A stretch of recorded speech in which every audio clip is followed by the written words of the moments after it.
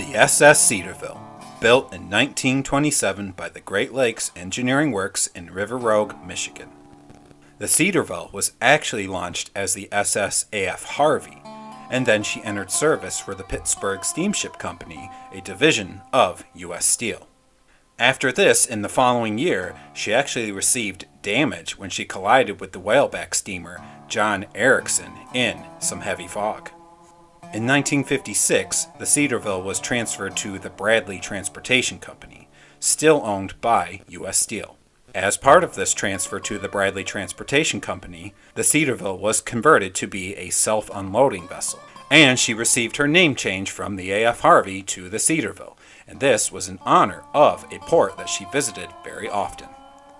It's also worth noting here that the Cedarville was a fleet mate of the SS Carl D. Bradley. The Cedarville had a gross tonnage of 8,575 tons. She had a length of 588 feet, a beam of 60 feet, and she had a height of 30 feet. She could also carry a crew of up to 35 people at a time.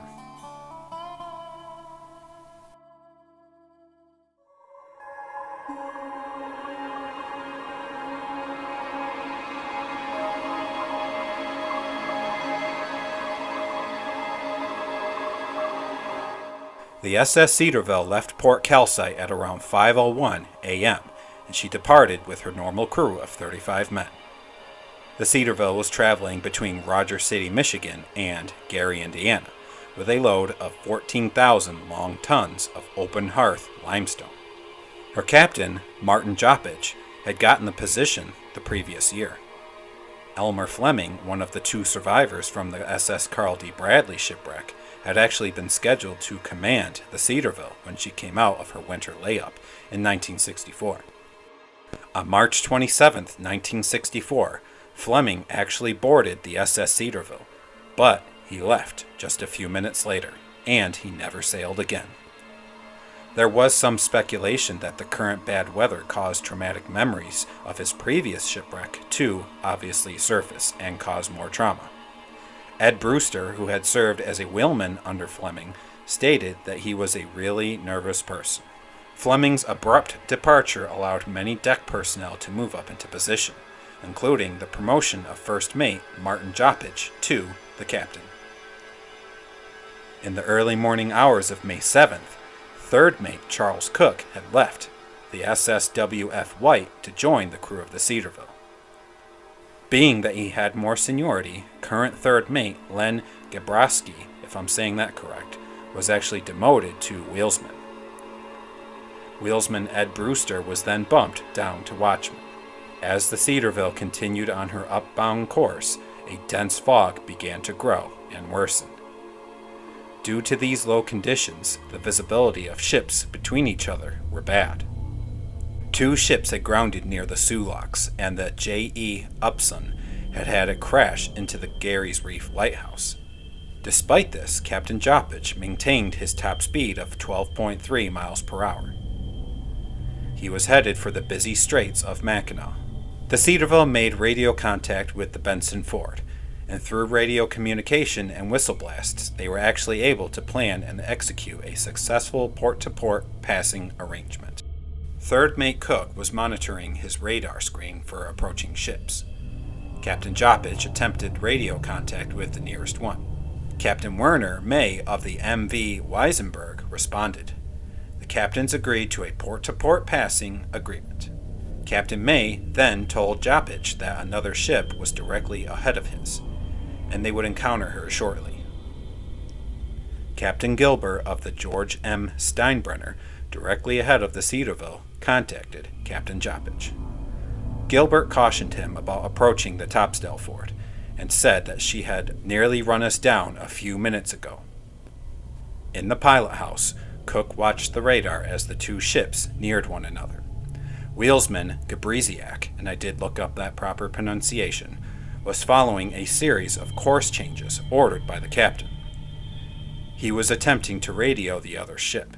Joppich then ordered the engine room to slow ahead. Cook told the other two men in the pilot house that they were about to get hit. Deck watchman Ivan Trefelt, who was serving as lookout on the port side, yelled, There she is! Gabriziak saw the bow coming out of the fog. They then attempted to avoid the collision by putting the wheel hard to left, but it was all too late. About 1 mile east of Mackinac Bridge, the Cedarville collided with the Norwegian ship MV Topsdelford. This was a result of miscommunication between the two vessels.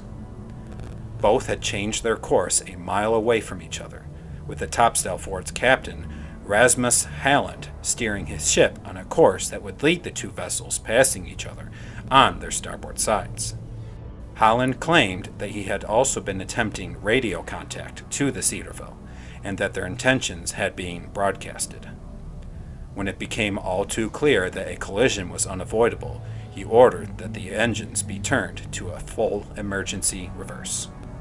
The captain of the Cedarville, however, intended for his vessel to cross the bow of the Topsdelford, his message stating such was not received by the Topsdelford. Although the engine of the Topsdelford was put into immediate reverse, the momentum carried her forward into the Cedarville's port side.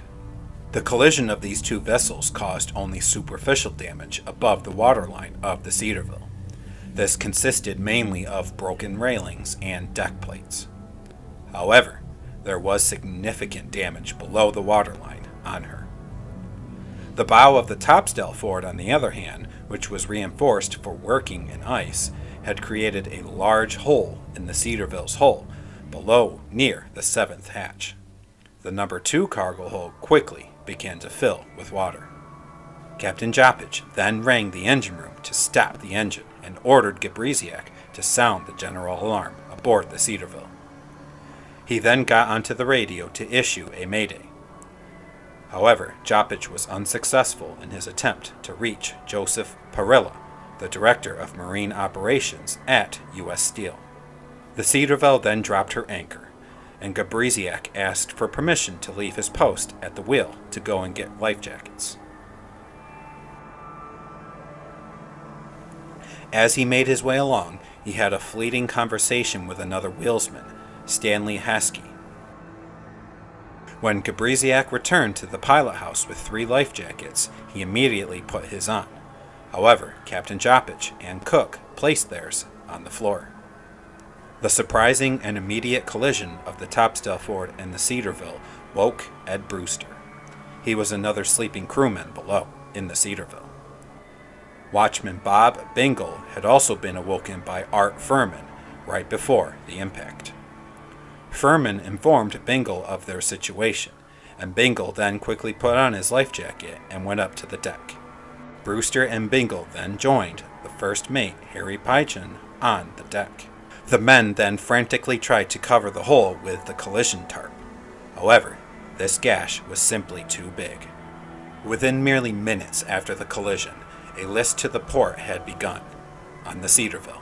Meanwhile, in the engine room, Chief Engineer F. Donald Lamp and his assistant W. Togetsky began pumping out the water.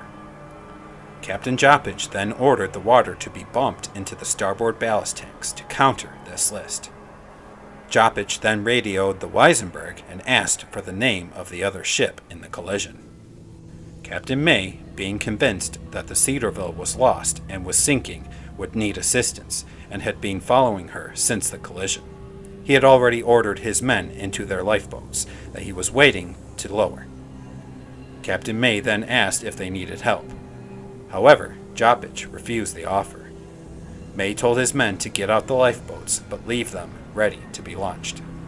Joppich again attempted contact with Parilla. As the men discussed what to do, a decision was finally made to beach the Cedarville. The anchor was then pulled up with a great amount of difficulty. This was because it had gotten hung up in the bottom.